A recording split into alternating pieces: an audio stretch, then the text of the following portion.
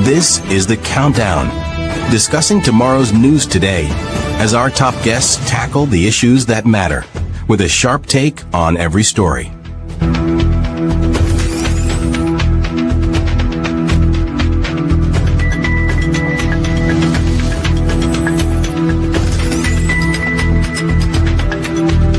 And now, here is your host, Andrew Weeks.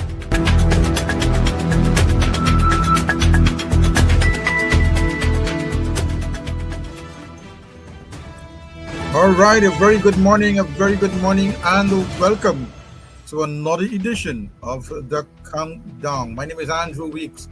We are here again. It is Sunday, the 28th of September in the year of our Lord 2025. So we want to thank all of you for joining us at this time. It is going to be an exciting program. I have with me Mr. Sharma Solomom. He is the MP-elect under the APNU banner. He's going to be in Parliament. He is the mayor of Linden, but I want to suspect that he's going to be resigning as that from that office, and he's going to be taking up a higher office in the Parliament. He's going to be a legislator. Oh Lord, he's going to be making laws and passing laws in the House of Parliament, in the 13th Parliament. I want to believe also that this 13th Parliament is going to be very exciting, very exciting. There's a lot of movements, not only in the Parliament, but there's a lot of movements also in the RDC, where the APNU, the PNCR used to be running things, so to speak. But no more. There is going to be a different movement running things in Linden, the Win Party. But APNU, they have a glorious opportunity for another coalition. And so, let's get the ball rolling and bring in Mr. Sharma. Mr. Sharma, good morning and welcome to The Countdown. Good morning, Andrew. How are you doing, sir? You caught me taking an early morning at the office to look after some matters, but thank you for having me on your show, Andrew. It is always a pleasure to have you, Mr. Mayor, soon to be MP-elect. Glad to have you. Let me thank you for being a part of the show. You were here last year. I'm not sure if we had you early in the year, but you're here. And we're almost at the ending of the year. It seems to me like we always having this thing where I'm having you just almost at the end of the year. I am not. I don't know what's going on. Maybe it's the Lord's will, but I always have you at this time of the year, in this capacity. But very soon you're going to be in a different capacity, and it's going to be a different ball game. It's going to be a whole different thing here. And so, Mr. Mayor, let me thank you for being a part of the program. It is always a pleasure having you on the show. And I want to start off my first question with giving you,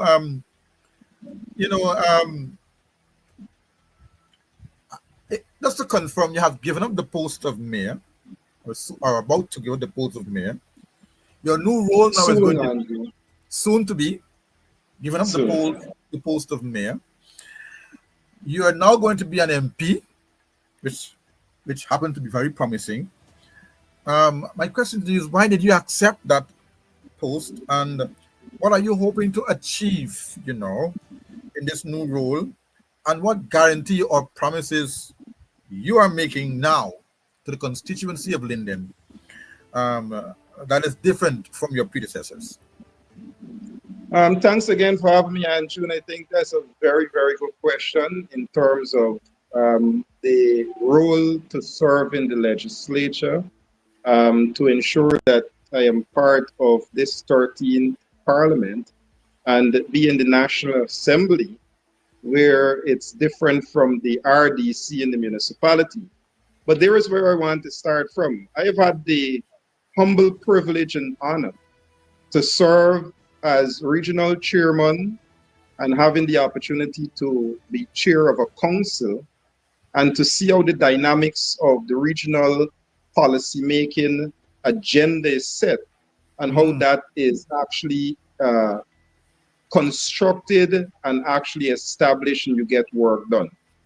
I Yeah. also had the privilege and humble opportunity to now, as I'm doing, serve as the mayor. And in these chambers, I've had the opportunity to do at that level to see how we can get 28 to 1 to ensure that we formulate, articulate, and put in place proper policies and bylaws that allow the residents in Linden to be able to have a level of people-centered, front and center approach and that good life to ensure that they live as decent Guyanese should live.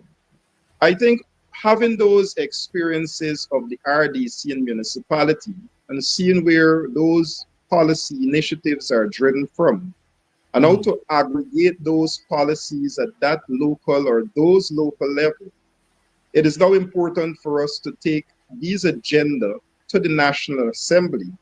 Not that we never had before parliamentarians, but I think the experiences that I've gained from those two local government agencies and over the period of seeing how the dynamics of the politics and how policies and laws should be there to work for those agencies and how they will impact and affect the lives of citizens. I think it's very fitting having the opportunity, humble to serve in the National Assembly, will allow me to bring aggregatedly these matters and better allow me to articulate them on behalf of not only Lindeners on Region 10, but Guyanese at large, with reference to the things that will put them front and center and to improve their lives. So I think I'm very capable coming with the experience and having the opportunity to serve in these two local democratic councils to build the knowledge of what are the things that are affecting people, what are the things that will improve their lives, and how we have been doing it at the local level, and how we want to advance that at the national level. Your predecessor, Jorman Figuera, would have left a trademark in your region. You had two MPs there. You had Jorman Figuera, you have Devin Sears, former MP. But he has jumped over to the PPP, and that has caused a rift in not only in the PNC, but that has caused a rift within the constituency of Linden. Um, how are you? How are you taking that? How is the party taking that big blow? In a sense, not really a big blow, but a betrayal, if you want to put it like that, a betrayal that your predecessor would jump ship, go to another party, and probably maybe cause some of the problems that you're having right now with not retaining um, your majority in Linden. How are you watching that? Have you been chatting with Mr. Figuera since he left the party and left the your companionship as a fellow colleague in the party? Have you been having any conversation with him? Do you meet and talk, or are you still far away from one another? How the party's taking that? Well, I am not someone who is holds animosity towards anyone. And I believe it's a democratic and fundamental right of anyone to choose whatever political affiliation that they so desire. So I have absolutely no problems with whoever, including Mr. Figuera, that would like to associate themselves with whatever party they want to. I'll also say this further to that.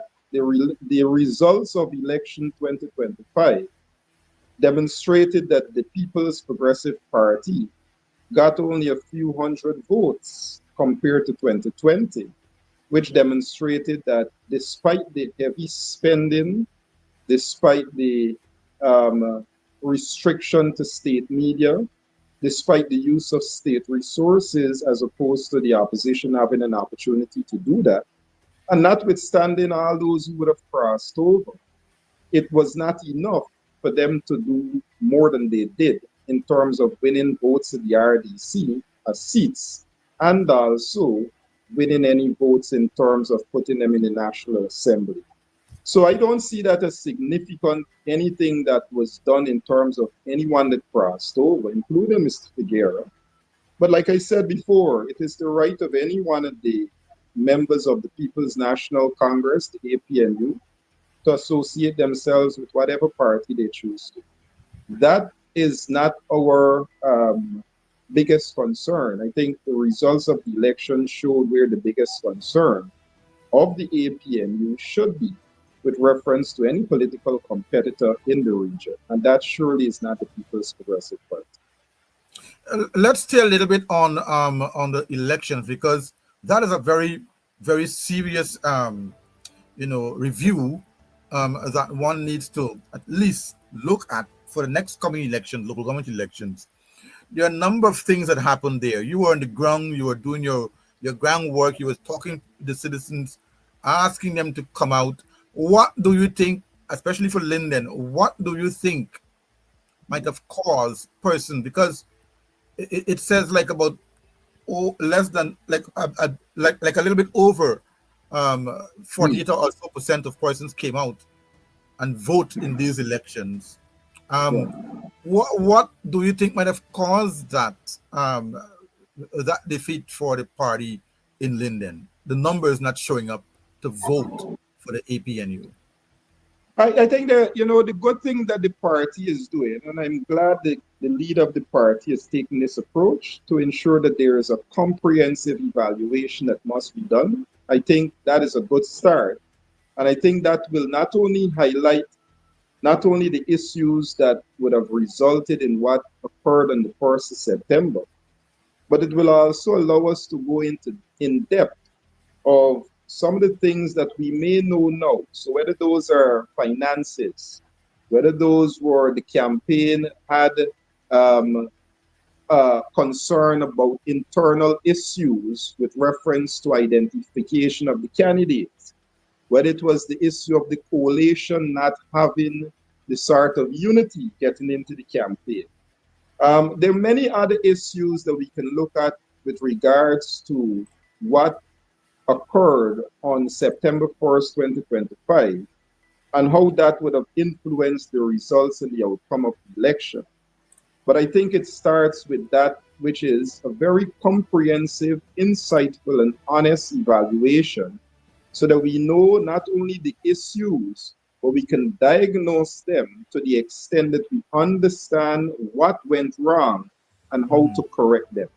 So in Linden, for example, whether it's the emergence of the Win Party and how they managed to make any inroads, let us not forget, Andrew, in 2023, Linden ran the most successful local government elections ever, bringing more people out to the polls than any time before. Yours truly got more votes than any candidate in a local government election ever in terms of per capita. So it is not that the party doesn't know how to mobilize, organize, and stay engaged with the public as we did 2 years in 2023. But I think also within the 8 years of being out of politics or active politics myself, I believe a lot would have changed. And in those changes, it would have been how we would have adapted to those changes that would have been the most important thing. That for me, coming out of 2023 local government elections, with my re-emergence back into politics and some of the observations that were made, those were some of the things that I believe we can look at in terms of how the voting public engaged the campaign of the APNU in the general elections and how we actually performed in the 2023 local government elections in Linden. Another thing to add to that too, Andrew, in terms of the voting demographic, is the first time we would have witnessed every single demographic of voters in this country actually actively turn on to politics. I've been managing campaigns maybe 20 years, 4 campaigns, very successful. And it is the first time, including the local government campaign in 2023, that we have not only witnessed young people as one of those demographics, but even Afro-Guyanese youths who many times shied away from the polls, who were engaged and who stayed informed about electoral issues and actually took that to the polls. I think those are now areas we have to start to focus on, how we start to engage, meet those young people, and what are the things that are really affecting them that we can start to address to ensure that their lives are improved.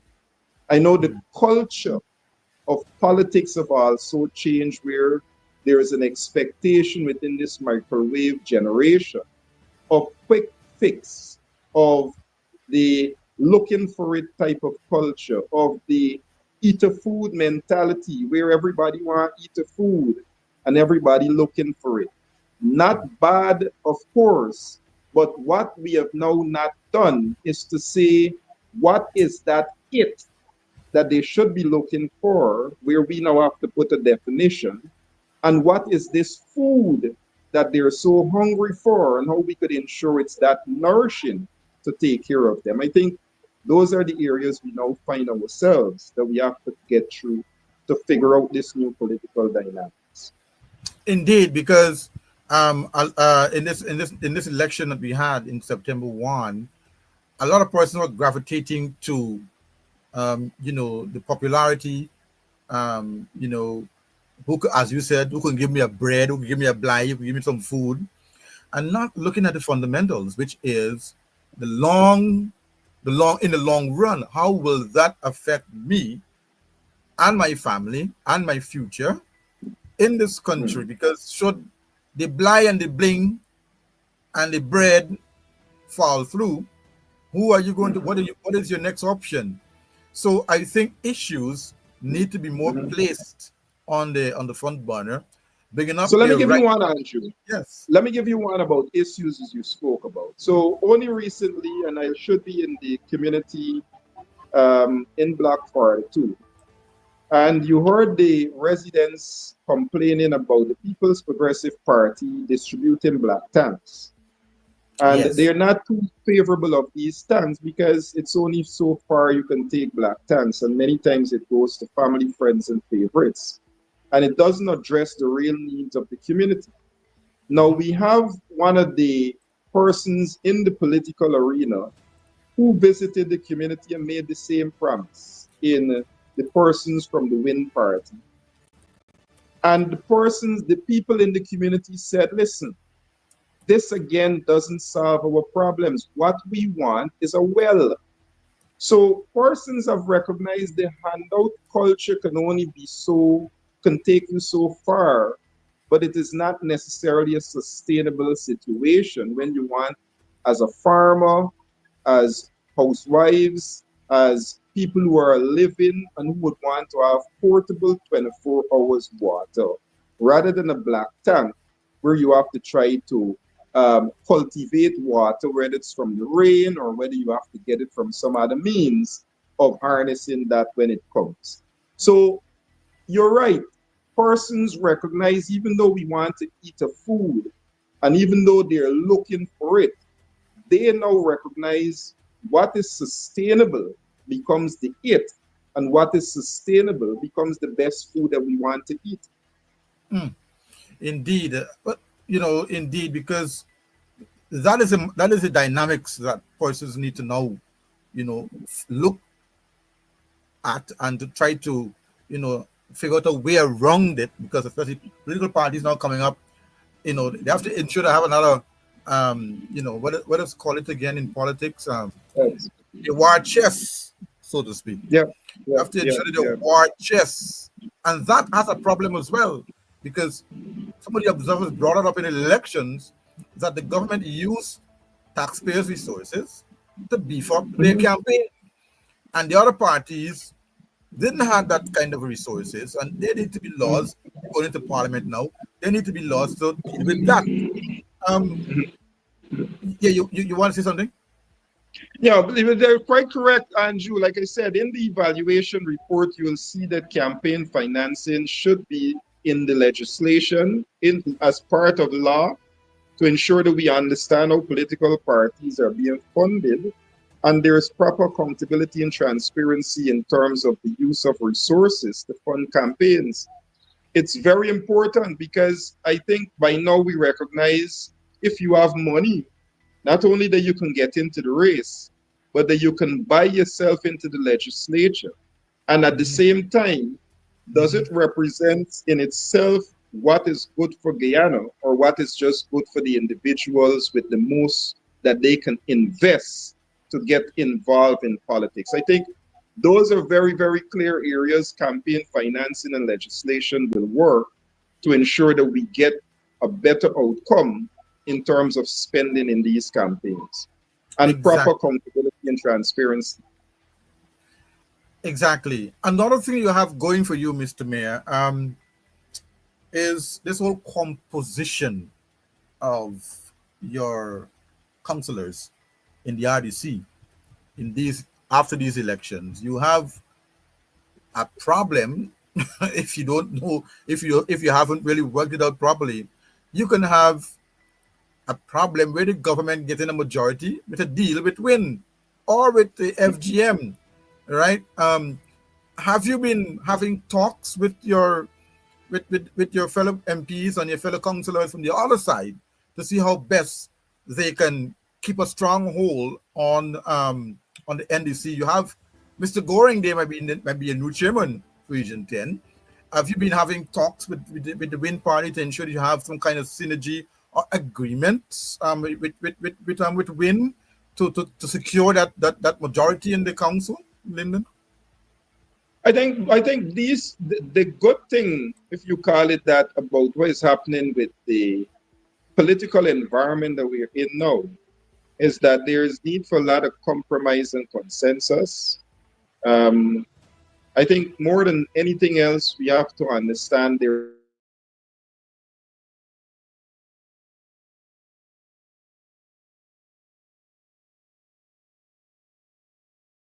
as the RDC, but in the municipality, is that we have always maintained a very healthy relationship with every single politician in terms of ensuring that relationship is one that works in the interest of the people and gets the outcome in the interest of the people that we represent. So whether it's Mr. Gorin, who served and is currently the vice chairman, and his party is with 9 seats in the RDC, and he is tipped by his party to be the chairman. And I say by his party because I would hope that all goes well in the RDC and we don't have any confusion. But just let me put this.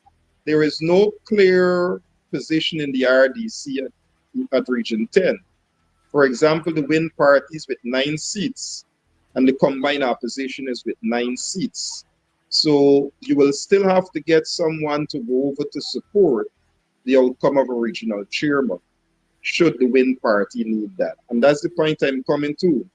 The environment opens up for a whole lot of uncertainty, but at the same time, it provides for opportunity in terms of consensus and compromise in terms of working in the interests of the general collective. So I think it requires now a lot of mature approach to the political environment, a careful understanding and analysis of what is or the things that people are desperately in need of, and ensuring that those who go, whether it's RDC, municipality, member parliament, that they are very focused on that, which is in the best interest of our people. But have you been talking with WIN party, of the party of your party? I've been talking with the WIN party or Amanza Walton Desire for a possible coalition or collaboration, or you have been talking with the PPP? What has the other your party been doing? Having talks with anybody? I know you said that you're always having talks or collaboration, but has there been talks with WIN and Amanza Walton for possible coalition? So the most I'll say at this moment, I'm certain that there are discussions that are taking place. I am certain about that, and that's as much I'll say in terms of conversation.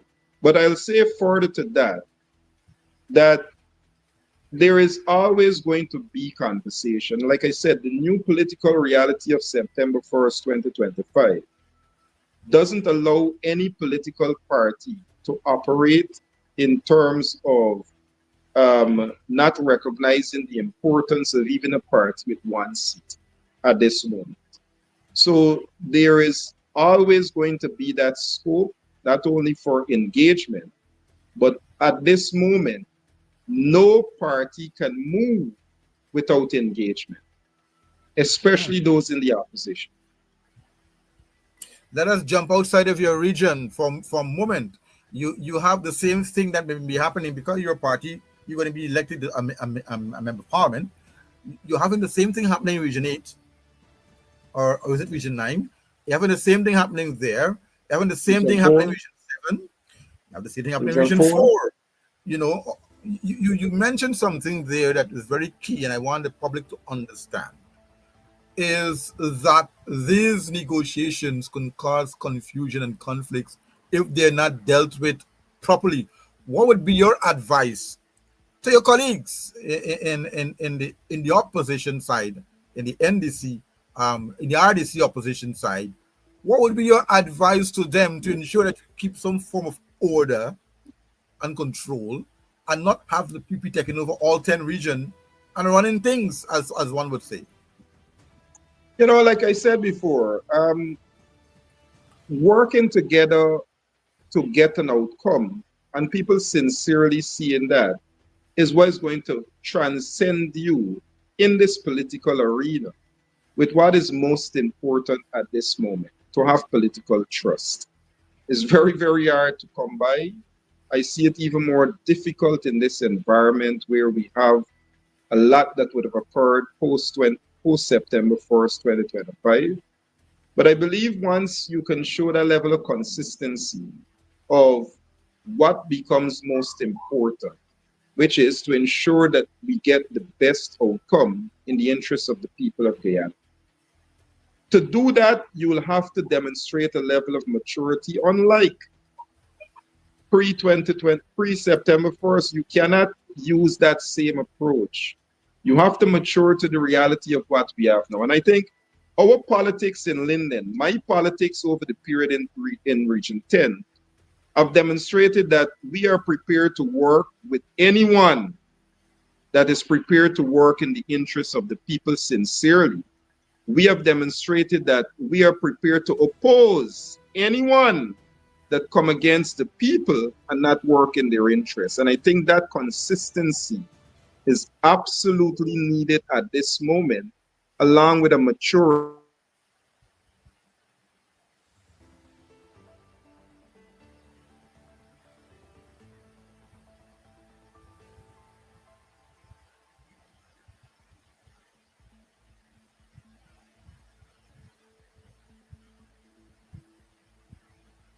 We seem to lose the mayor, Mr. Sharma Solomon. We'll stay tuned. We're going to try and get him back, because these discussions are very, very important. We have lost signal with the mayor. Let's see if you can get him back. Oh, he's back. Yes, Mr. Mayor. Yes, continue. You were saying. Yes. So, like I said, those 2 points become critical. That people must know that no matter what, there must be a level of mature politics that comes from all parties at the moment. And second to that, that once it's in the interest of people, then every party politician must be willing to go the distance, whether it's to oppose in the strongest way, and we have to take that to whatever level we have to, or whether it's to support in whatever way, and whatever compromise and consensus must be arrived at to ensure that right, proper, strong representation is made on behalf of Guyanese, and Guyanese get what they deserve. I think that is very important. Once persons recognize politicians and political parties are not serious as that and are prepared to do those things, then I think coming up to local government election will be our first test to see if the Guyanese people will reward us for it. You you have a new minister of local government. Minister Priya Manik Chan is the new minister of local government.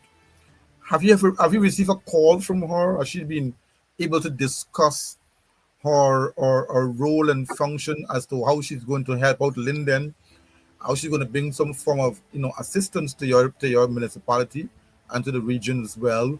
Have you gotten a call from her since she's been elected as the new minister of local government? No, I've not received a call from Minister Manichan. It is not someone who I've not related to well, Minister of Education only a few months ago while they had this turning exercise for the multilateral school, the Wisma Christianburg Secondary School.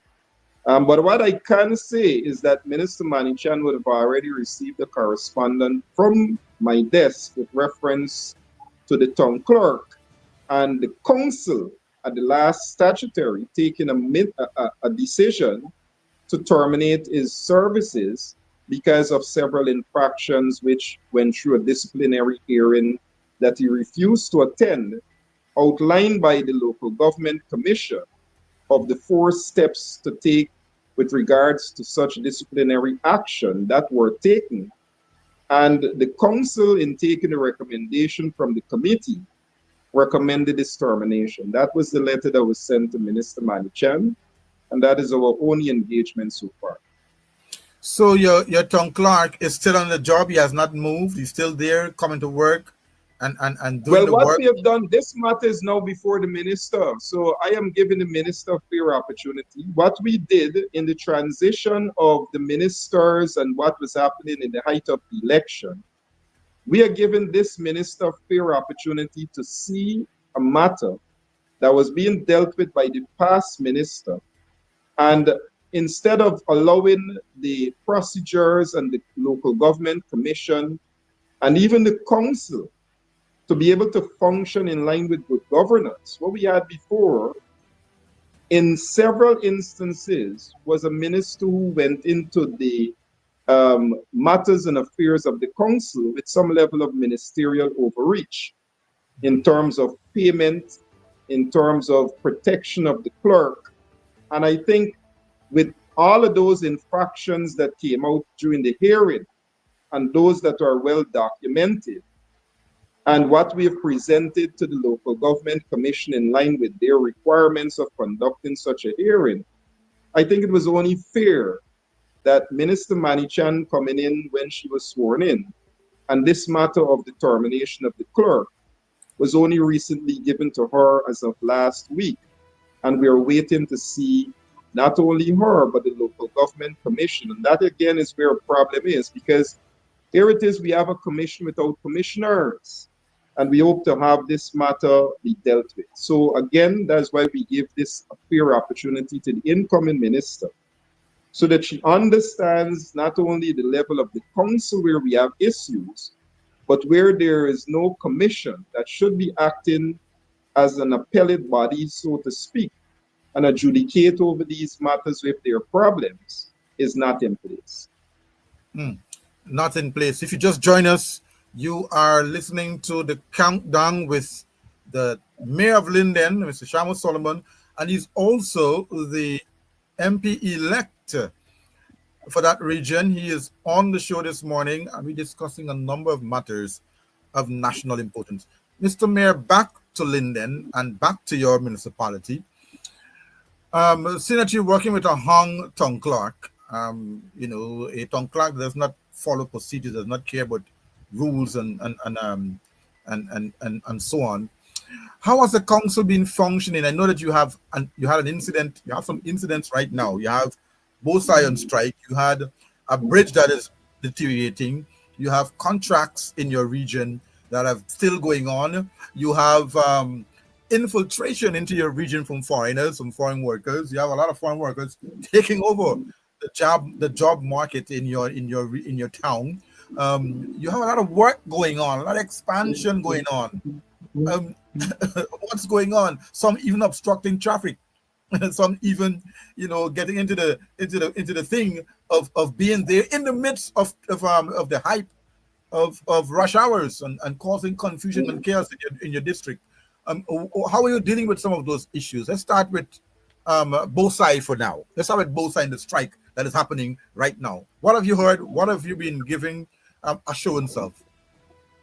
Well, what we have done is I have so far, this matter came to my attention over a week ago in relation to the workers' contention with their union to begin with. I was brought up to date that the workers had a difference in view with their union.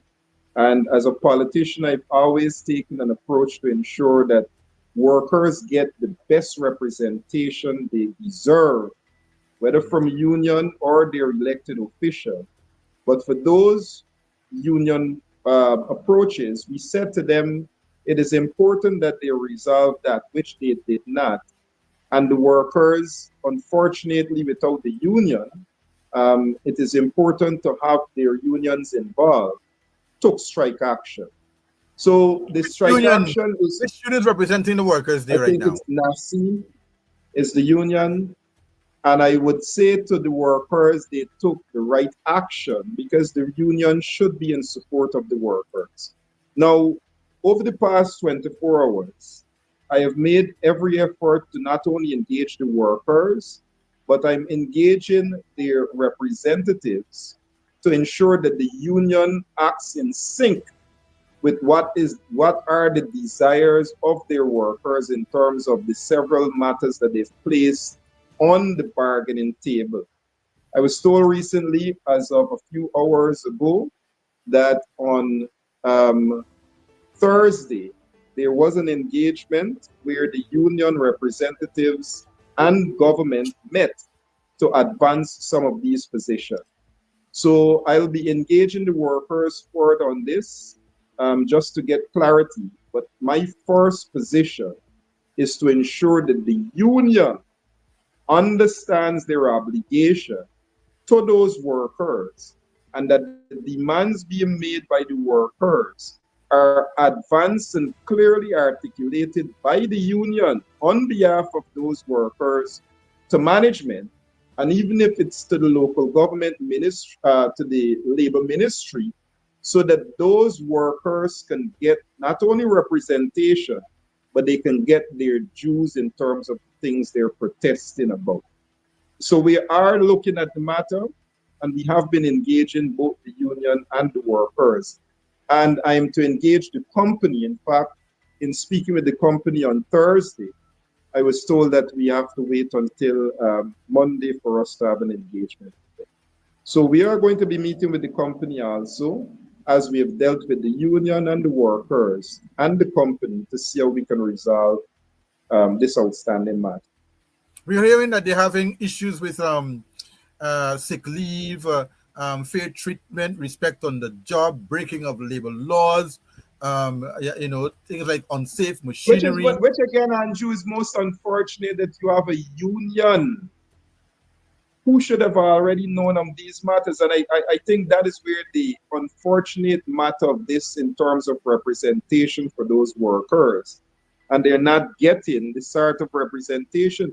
We were part of several meetings that I'm aware about, where the union asked a few of the persons we've asked to attend those meetings to leave the meetings. Obviously, they said they weren't workers.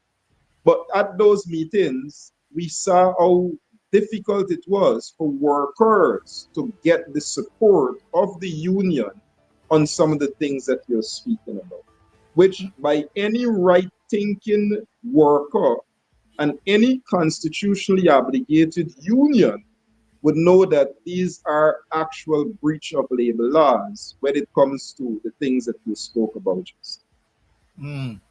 Yeah, very, very, very concerned. What about some of the projects that you have going on in your town? I know that you recently visited the bridge that the woman and her child fell into. What are the updates you got from that incident, and how is the bridge being done in terms of safety for other parts and persons who want to use that So facility? let me just take this from the traffic first. The congestion of the bridge is causing heavy buildup of traffic, especially in the morning and in the afternoon, get to work and get home from work hours. And we had a meeting with the police Deputy Commander Austin and Assistant Superintendent Joseph yesterday. And we discussed with them some of what we can look at in terms of the approach to the bridge, some different areas where we would want to have traffic management and traffic regulation to be placed. So we are working with the police in terms of traffic management first, and they'll get back to us. I spoke with the representative of the bridge on Thursday morning for them to support some of the suggestions and initiatives that were proposed by the police, which they'll consider. And with reference to the actual infrastructure itself, so that is where we're looking at with traffic. Let us not forget, Andrew, the 1st of August, this government made one of the most reckless decisions without consideration of how it will impact the council and the people of Linden when they removed that bridge toll, and not say to the public how we will ensure that $77 million that will be removed from the council coffers, we will be able to deal with that, one. And secondly, the issue of maintenance of the bridge, how will that be done and who is now responsible? The Mackenzie-Wismar Bridge falls under the Mackenzie-Wismar Bridge Act that says exactly how those two things should be done. Maintenance, its management, and in terms of rates, how those rates should be remitted to the council. That is gazetted. So for government in August 1st to remove the toll and to obstruct that in itself is one. When we take to the National Assembly, we will understand if it is in line with what the Bridge Act provides, because that's a law.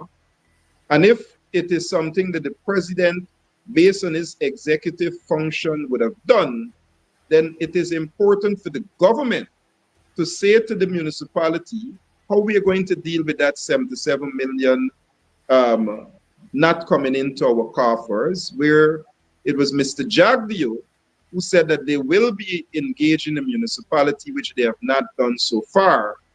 And more than that, which is to remit to us, the fact that we see the bridge collapsing, which an inspection was done 5 months ago, and recently we saw some residents with Paul Jones did an inspection, and all inspections have concluded that the bridge is in a deteriorating state and needs urgent repair. We even had an engineer from the Ministry of Public Works who came by Mr. Parkinson and did an inspection of the bridge also, and went back with said report to the Ministry of Public Works. So we are aware that this bridge is in need of urgent repairs. What the government instead did when we told them that would be remedial works to the area that collapsed under the weight of the young lady and her child. And to make the point that the bridge that they're working on will be completed soon, as if to say we should take our chances with what we have and deal with the little cosmetic repairs that we are seeing at the moment. So this week, Andrew, I can say to you, we are going to do, after they have completed some of that work, another inspection, and we're going to let the public know, again, just how risky it is. We have identified the structural compromise in terms of its structural integrity, where those compromises are, and we're going to further let the public know the chance and the risk that the government is allowing the public to take without putting the necessary steps in place to address those. So before I go, I made this point on one show before. It is the mentality of Minister Edgell, for example, when these matters come up, and I think that is why they put out the statement to show that the new bridge will be completed soon, rather than to say how they intend to fix and maintain the existing bridge. It is to say, well, we've been living with that for a period, we can live with it some more until we complete the emerging infrastructure, as they did with the Nikedak Road. So right now for the bridge, you're not allowing persons to walk over that bridge right now, right? Where the area to walk is, you cannot walk because at least as of yesterday, they were still doing the repairs and that entire section had to be removed. And it was only allowed for vehicular traffic to use the bridge as of yesterday. Just vehicular traffic alone. Yes. Okay, what about some of the other infrastructure? You have some roads going on, you have some... Yes, so let me say this, Andrew. One of the things we have found with government, this council last year asked for 3 levels of consultations and consultants to come on. When we had the floods, we asked for an engineer to come on as a consultant to look at 3 things: the flow structure, the maps, and the drainage pattern within the community. That is a recommendation that we put forward to council, and we're waiting for that person to be hired. So far, the clerk have not moved ahead to have that person engage or hire. The second consultant we asked to be hired was one to help us with waste management and to help us to put together a comprehensive waste management plan so that we can start to see how we can deal with not only the dump site, education, training, enforcement, but several other things with reference to having a waste management plan. And we have so far had a template from a Mr. Sam Wright who submitted a plan.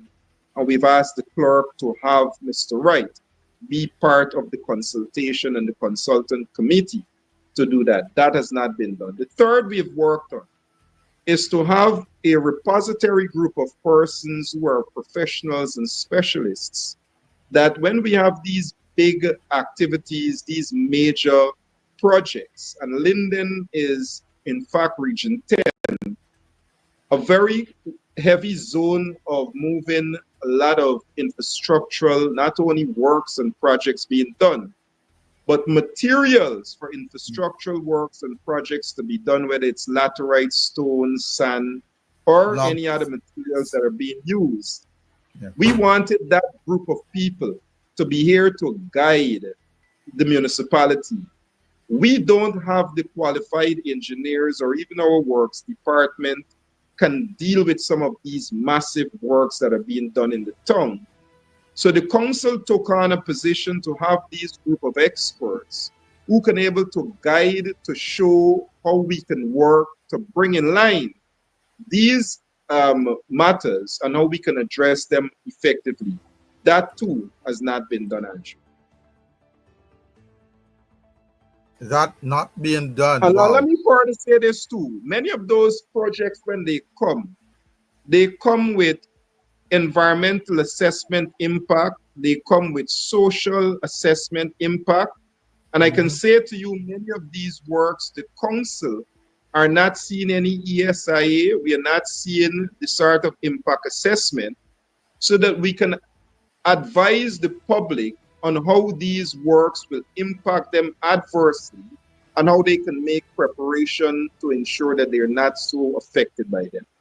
These are some of the reasons we wanted these experts to also interpret some of these environmental assessment and social assessment and how we can put as a municipality things in place to deal with it. I've seen a lot of markets being repaired or even redone or even built over. You have police stations as well being built over.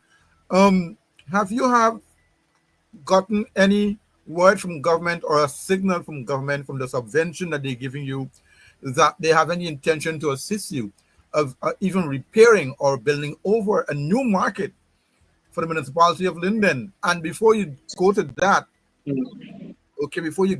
you said just now that the $77 million that you normally get from the tolls, the government have not really shown you how they're going to assist you in getting that back. How are you ready?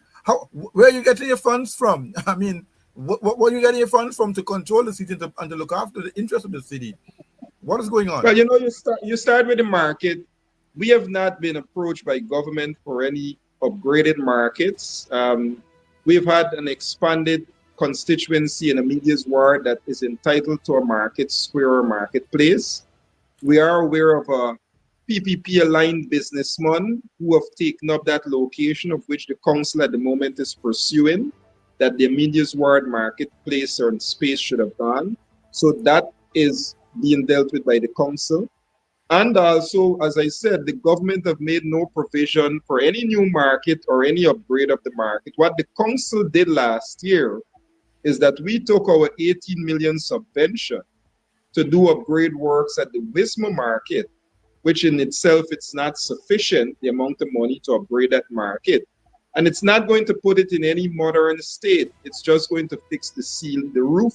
It's going to take care of some plumbing works and some other exterior works that should have been done around the market, $18 million.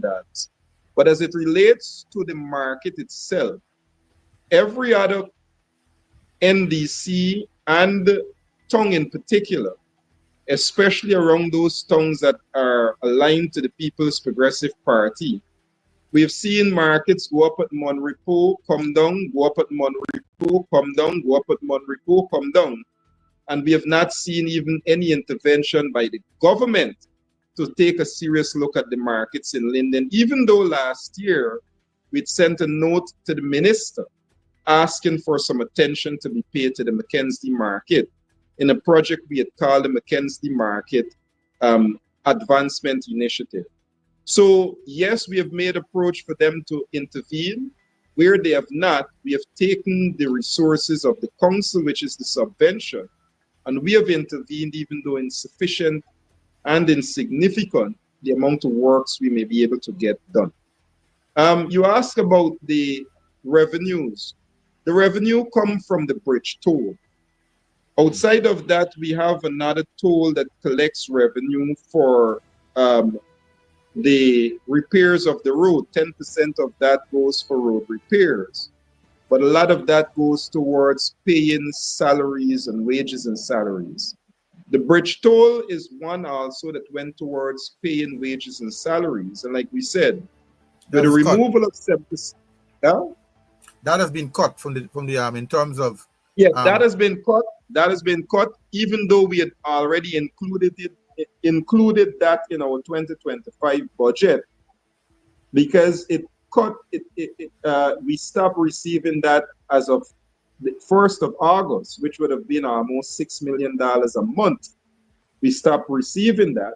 So between August and we're in September, we've already lost $12 million, and we're expected to lose more of that. What we have not gotten from the government is how we will deal with the shortfall of that with reference to wages and salaries, and our ability to ensure that we give effective and efficient service around the tongue of Linden.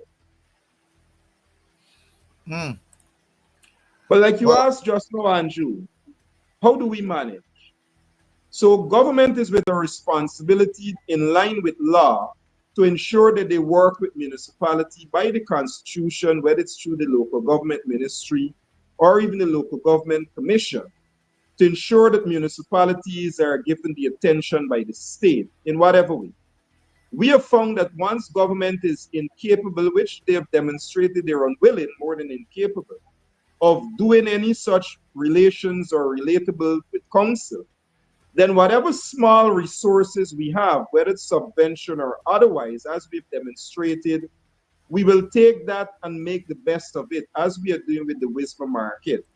But we've also said where it is more than insufficient and cannot do as much as we want to do, this council, this 5th council of the municipality of Linden, have gone to the residents, and that is our 3rd most effective approach, where we go to residents and we go to people in the communities, and most of the agenda items that we had to get done, that is the 3rd option we have used to get them done, actually. Working with the people.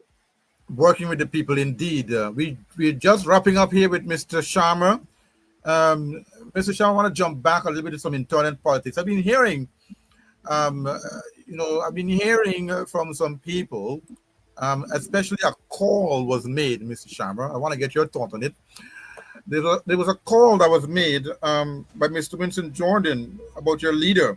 He said that he asked Mr. Norton to pull back, step back, and allow, based on in these elections, that he asked your leader to step back and to allow and to make way for new leadership, to make way for new leadership, and to make way for him also being transitioning into the position of party elder. You think that was a just call from Mr. Winston Jordan, former Minister of Finance, to have your leader step back or resign in at the next Congress, and to allow for new leadership to take its place? And who do you consider those new leadership to be, if that should be Mr. Norton's decision? I am an institutionalist, Andrew. I really believe in the power of the institution, and I believe that the People's National Congress is one of the most influential and will remain so for a very long time institutions in this country. It is one of the most, in terms of structurally assembled, in terms of its constitution and membership, party structures, in terms of groups, general council, in terms of having a Congress that identifies not only the leader but leadership. And that is where I want to first put my trust in our institution. I think it's the prerogative of anyone to process loss in different ways, including the way Mr. Jordan would have processed his to express himself and would have expressed himself. But with reference to where I see things, I believe that it is important that a very clear process is in place that allows for the party to move back to having faith in what the party have always demonstrated through its constitution, and allow those mechanisms to work. So whether the mechanism is that we have a Congress coming up, then the party should prepare for the Congress. The Congress allows for the identifying of new leadership. And I think that is where we should allow the process to work. I always believe that to leave an institution leaderless, it's more dangerous than to have someone who you can have work to ensure that that process is one that people can have full confidence and faith in. And I believe that is where we should all be focusing, whether it's the leader of the party, whether it's members of the party, executives of the party, to ensure that before the next Congress, a very transparent, accountable, and inclusive process is put forward in line with our party constitution and in line with those organs that allow the party to effectively work and allow them to work. I think what is happening to Andrew is that we have never had this situation before of where people have, we've down to 12 seats. We've never had a situation before where we weren't able to have a coalition that takes us to the victory, especially coming off of a last coalition. So I think what more importantly becomes, as we move to talk about new leadership and even the outcome of the election, is for a careful assessment and evaluation of what went wrong, so that we can understand that when new leadership, if they should come, that they understand what they have to do to ensure that they fix what went wrong. So I think several things must be happening before we come to such a call, Andrew, which is to first ensure that the institution is protected, to ensure a process is put in place that allows for the best leadership to emerge, even if it's Mr. Norton who desire, and I think I heard him said that he's not going to be going to Parliament, which is the start of where he sees himself to build and to work to ensure that there is effort to put that process in place that brings out an accountable and transparent outcome that we can all embrace and be satisfied with. And I think that for me is where I would want to place my efforts most, to ensure that we support as party members, whether it's the leader, the leadership, its members, membership groups, supporters, a process that allows for the best possible outcome.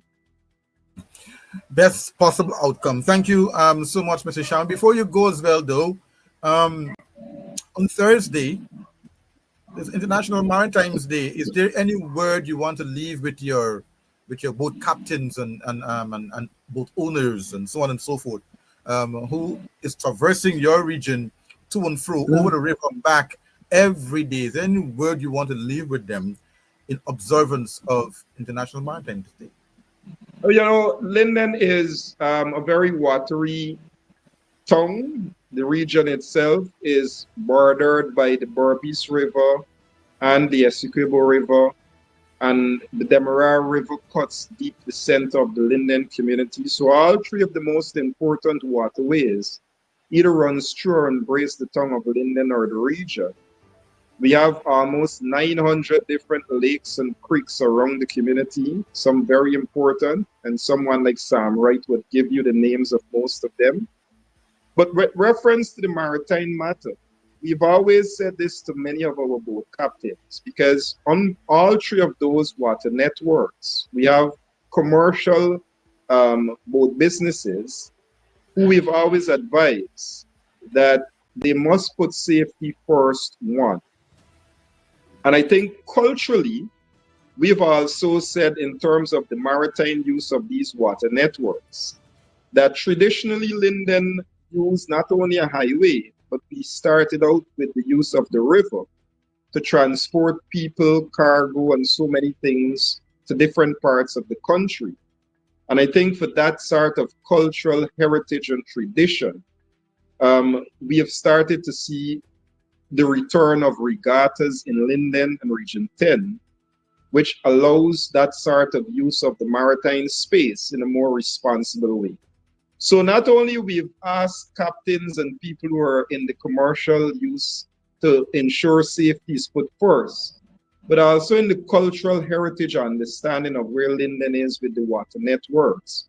We're trying to return the use of the maritime space for these activities, whether it's regatta or even other family outing.